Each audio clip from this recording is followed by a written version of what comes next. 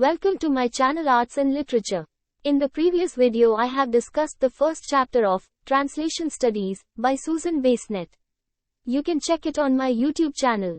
Today I am going to discuss about contributions of Romans in translation, which is in the second chapter of this book. History of Roman translation. The process of translating words or text from one language to another is called translation. Though the history of translation is a subject that historians and scholars have long debated, it's universally agreed that translation dates way back before the Bible. George Steiner, an American literary critic and philosopher, divided the history of translation into 4 parts. Susan Bassnett, in her book, Translation Studies, talks about 12 time periods of history where translation and its theory made major impact, such as Romans, Bible translation, the Renaissance, the 17th century, the 18th century, Romanticism, the Victorians, and so on. Romans. The first one is the period of the Romans. According to Eric Jacobson, Romans invented translation. Cicero is a Roman philosopher and Horace is a Roman poet. Both of them upheld an important effect on translation. Their views on translation left powerful influence on successive generations and translators. Both discuss translation whenever they discuss about poetry.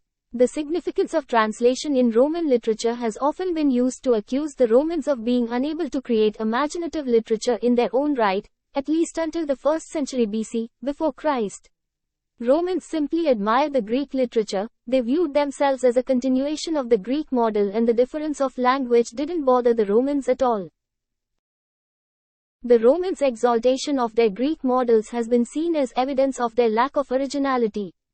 Horace, in his Arts of Poetry, spoke against the slavish translation where the source text is imitated closely by the translator.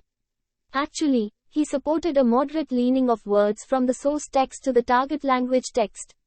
Both Horace and Cicero stood for the judicious interpretation of the source text to produce target language version based on the principle of expressing not word for word, but sense for sense. Both Horace and Cicero in their remarks translation make an important distinction between word-for-word translation and sense-for-sense translation, word-for-word translation. In word-for-word translation, the translator translates each word from the source language to the target language without much consideration for the overall meaning or context. This approach can often lead to awkward or unnatural sounding translations, as it may not capture the nuances of the source language.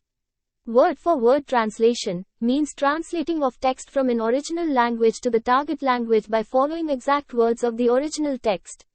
While sense-for-sense translation emphasizes the idea of preserving the meaning of the write-up without obeying the exact grammar structure of the original text. In word-for-word, and a translator just translate word to word without concerning the main theme, ideas of the original text. On the other hand, in sense-for-sense, translator express the actual emotion, inner thoughts and ideas of the original text. Word-for-word translation, English to Hindi, source text, English. I like to read books. When we translate it by word-for-word translation in Hindi, it turns out as, मुझे पुस्तकें पढ़ना पसंद है. In this example, the word-for-word translation maintains the same word order and structure as the source text, resulting in a correct and understandable translation in Hindi. But, all-time word-for-word translation is not correct. Sometimes it misguides us. Source text, English. It's raining cats and dogs. This sentence means raining very heavily. While we translate it by word-for-word translation in Hindi, it turns out as, ये bill कुत्ते बिल्ली बारिश हो रही है. In this example, the word-for-word translation attempts to translate the idiom, raining cats and dogs, but it results in an awkward and nonsensical translation in Hindi. Source text, English, break a leg. Word-for-word translation, Hindi, taan tod do. In this example, the word-for-word translation attempts to translate the idiomatic expression, break a leg, but it results in an unnatural and culturally inappropriate translation in Hindi. For example, once in a blue moon, is a phrase which means, very rare. So if a translator translate, once in a blue moon, by following word-for-word translation in Hindi, it became Ek Neela Chand. The actual meaning, emotion faded away. The choice between word-for-word and sense-for-sense translation depends on the specific context, the languages involved, and the desired outcome of the translation.